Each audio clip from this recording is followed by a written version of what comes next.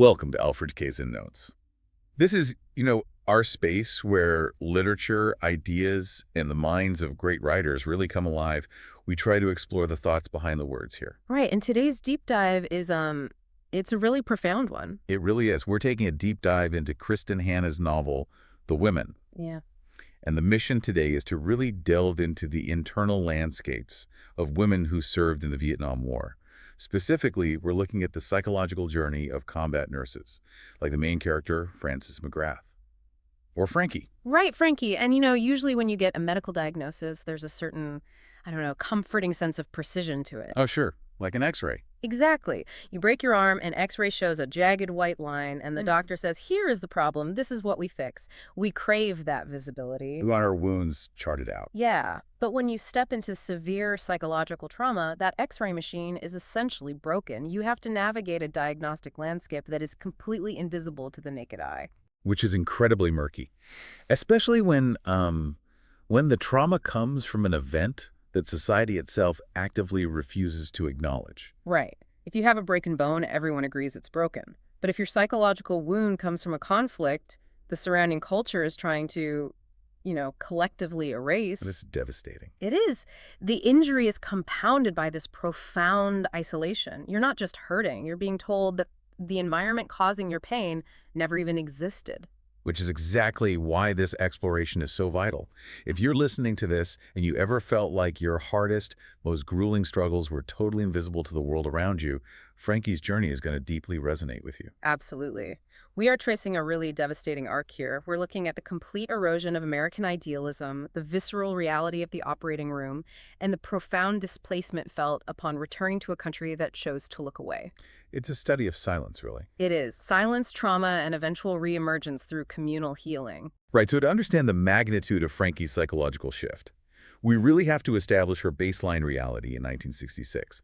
She lives on Coronado Island, California. Yeah, which is basically a tightly sealed snow globe. A perfect way to put it. She's a 20-year-old conservative Catholic girl, raised with extreme wealth, pristine manners. Ironing buttonholes to absolute perfection. Yes. Iron buttonholes. Her whole life is geared toward marrying well.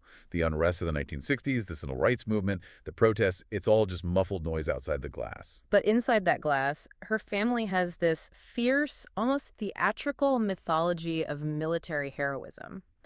Her father has this hero's wall in his office, covered in framed medals. But wait, there's a massive unspoken irony there. Oh, it's glaring. The guy strictly enforcing this culture of military pride, he never actually served. Right. He was classified 4F, totally disqualified from military service during World War II. So she spends his whole life overcompensating.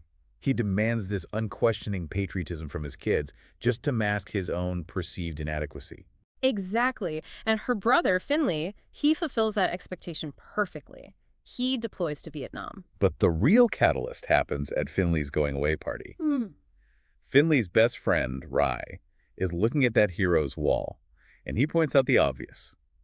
There are no women on it. Yeah, he just casually tells Frankie, women can be heroes too. It cracks the glass of the snow globe right there. It really does. I mean, it sounds like a passing comment, but for a woman in 1966 whose allowed futures were just, teacher, secretary, or nurse until she finds a husband, it's a revolutionary concept. Right, the idea that she could step outside the domestic sphere and earn her own place on her father's wall. It totally upends her understanding of her potential. Tragically, though, Finley is killed in action shortly after deploying. Yeah.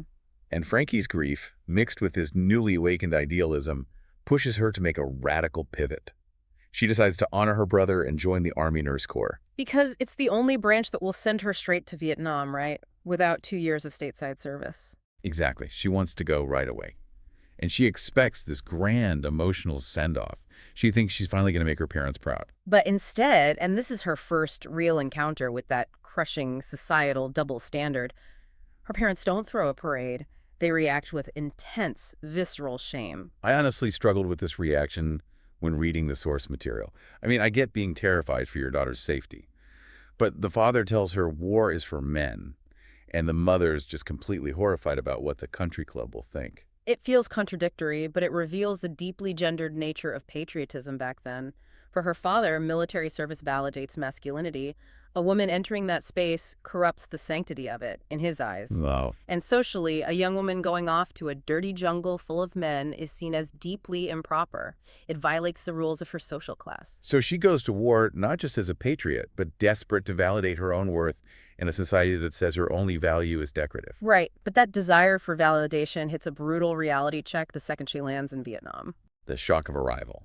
She lands at the 36th evac hospital, then moves to the 71st evac in Pleiku, Rocket City. Rocket City, yeah, because of the relentless mortar attacks. And the sensory whiplash is staggering. I mean, military regulations dictated that female nurses traveling in-country had to follow formal dress codes. Which means she arrives in 110-degree suffocating jungle heat, wearing a panty girdle and nylon stockings. It's absurd. It perfectly captures bureaucratic military rules crashing into the primal reality of a war zone. How does someone trained to fold napkins to perfection suddenly adapt to holding a soldier's severed leg? Because the medical procedures they're light years away from standard care. Yeah, they're doing DPCs, delayed primary closures. Right. In a normal hospital, you stitch a wound closed. In Vietnam, Frankie has to scrub and debride these massive shrapnel wounds, but they deliberately leave them wide open. Because if they stitch them, the jungle bacteria gets trapped and causes fatal infection. Exactly. And beyond the surgical trauma, there's the psychological pressure of the neuro ward. She's walking among these striker frames. The canvas and metal beds for severe spinal cord injuries, the men are bolted in place. Yeah, they just stare at the ceiling or the floor. And during blackouts, while the Quonset hut is vibrating from mortar fire, Frankie has to navigate with a flashlight to check their pupils. Looking for fixed, dilated pupils, a sign of impending brain death. Right. But honestly, the most devastating mechanism of trauma in these hospitals is the triage protocol, the concept of the expectance. Reading about the expectance was genuinely chilling. It's the clinical definition of moral injury. When casualties flood in, the staff has to prioritize. The expectants are the soldiers deemed too catastrophic to survive. They're placed behind a screen in the corner and just left to die, so doctors can save others. Yeah. And moral injury, it's different from PTSD. PTSD is a reaction to a threat to your life. Moral injury is when you're forced to take an action that violently contradicts your deepest moral beliefs. Right, because a nurse is trained to comfort the dying. But spending 5 minutes with an expectant means a salvageable soldier bleeds to death. They have to suppress their core humanity. But there's that one incredible moment where Frankie rebels against that utilitarian nightmare. The POW. Yes. 2 soldiers bring in a POW who just escaped. His airway is compromised, he's drowning in fluids, and the doctor categorizes him as an expectant. Orders Frankie to walk away. But she doesn't. No, she grabs a scalpel and improvises a tracheotomy right there.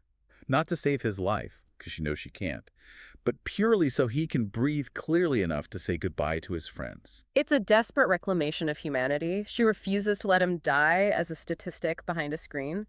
But those moments of compassion are constantly undercut by the broader reality. Her idealized vision of a noble American cause fractures completely. It shatters. Because she's not just treating American boys, she's treating Vietnamese civilians, women and babies melted by American napalm. She has to look at the weapons her own country is deploying and reconcile that with being the good guys. And that internal collapse is violently accelerated by the government's deception. After the Tet Offensive, Which was an absolute bloodbath. total bloodbath. Frankie hears President Johnson on the Armed Forces radio claiming incredibly low casualty numbers. While she has literally been standing in a pool of blood for days. Exactly. She realizes her commander-in-chief is actively lying to the public. That severs her last tie to the snow globe she grew up in. The war is not a noble crusade. And she carries that heavy, complex truth through 2 grueling tours. And when she finally returns home in 1969, she's carrying a level of trauma that requires immense communal support to process. Support she absolutely does not receive. I mean, her homecoming is a masterclass in profound displacement. It really is. She lands in America, and at the airport, she is spat upon by civilian protesters. They scream baby killer at her. Just because she's in uniform, she bears the brunt of a fractured nation's anger, but the ultimate betrayal is her family. Yes. She walks into her childhood home, hoping for a safe harbor. And she finds out her conservative parents have been lying to their social circle. They told everyone she was studying in Florence. They erased her service because it was socially embarrassing. Wait, so the protesters hate her because she was in the military, and her parents are ashamed of her because war isn't ladylike. Where is she supposed to find safe harbor? Nowhere. That's the architecture of her psychological collapse. Her family demands she participate in this collective delusion, sit at polite dinners, and pretend that the dying men never happened. And the cost of that silence is severe PTSD. In one scene, she's at a manicured country club lunch, and a waiter drops a tray. Right, that crashing sound. Before she even registers it, her nervous system reacts to incoming mortar fire. She dies onto the floor seeking cover, while all these wealthy civilians just stare at her in horror. So she tries to get help, she goes to the VA, she describes her nightmares, the flashbacks, the anxiety, and the doctor looks at her and asks if she's experiencing menstrual irregularities. It's infuriating. He reduces war trauma to female hysteria. He literally tells her there were no women in Vietnam. Unbelievable. And it's not isolated. She goes to a veteran rap therapy group, a space designed for open talk about trauma, and the male veterans physically kick her out, Claiming she didn't see real combat because she was a nurse. completely invalidating the horror of the operating room. We really need to unpack the mechanics of societal gaslighting here, because seeing it deployed on an institutional level against her is staggering. The government won't acknowledge her, the VA denied she was there, her parents wrote her out of their history, and even her fellow veterans reject her. And gaslighting on that scale causes a complete psychological fracture. If you tell a traumatized person their trauma isn't real, they internalize the dissonance. They think it's a personal moral failure. Exactly. This forced invisibility drives her toward profound isolation. She turns to alcohol and prescription drugs to self-medicate because she is entirely alone in carrying this pain. Every traditional system built to support citizens' family, medicine, government fails her. But the turning point comes when she decides to stop asking for permission to exist. Re-emergence through communal healing. Yes, she starts reclaiming her agency. She writes letters for the League of Families, advocating for the POWs left behind, using her voice for men who were still silenced. Which eventually draws her to Washington, D.C. She joins her friend Barb with the Vietnam Veterans Against the War, the VVAW. And the text frames this so neutrally. It's not about taking a political side. It's a raw, visceral outpouring of grief from broken veterans. Frankie stands at the barricades, surrounded by men in faded fatigues. She watches them walk up to the Capitol steps and hurl their purple hearts, their bronze stars, their dog tags over the fences. A powerful rejection of the currency of war. Those medals can't buy back their sanity or their friends' lives. She's screaming at the gates of Arlington Cemetery for the country to bring the brothers home. It's vital catharsis. But protest alone doesn't heal her. Right, because traditional therapy failed. She needed an environment that didn't require her to constantly translate her reality to civilians. Which leads to the last best place. The sanctuary they build. Frankie and her friends pool their resources and buy a rugged ranch in Montana, a haven specifically for female Vietnam veterans. The psychology of this ranch is brilliant. Out in the world, society demanded these women justify or hide their presence in the war. At the ranch, that demand vanishes. They do hard physical labor, fixing fences, tending horses. And as they work, they share their stories with peers who already know the vocabulary of the trauma. They don't have to explain the sound of a dust-off helicopter or what a striker frame is. The mutual understanding just strips away the shame. They heal because they are finally allowed to just be. They build the safe harbor the country refused to provide. And that strength prepares Frankie for the culmination of her journey. 1982, the unveiling of the Vietnam Veterans Memorial in D.C., The Wall. Frankie, Barb, and Ethel march in their old fatigues and boonie hats. But the environment has shifted, hasn't it? Yeah, the country has had a decade to process its guilt. They aren't met with insults. The crowds on the sidelines are clapping. And a speaker at the podium finally says the words they've been starved of for over 10 years. Welcome home. Frankie touches the carved names on the black granite, the men she held as they died. And she realizes that private healing at the ranch was necessary.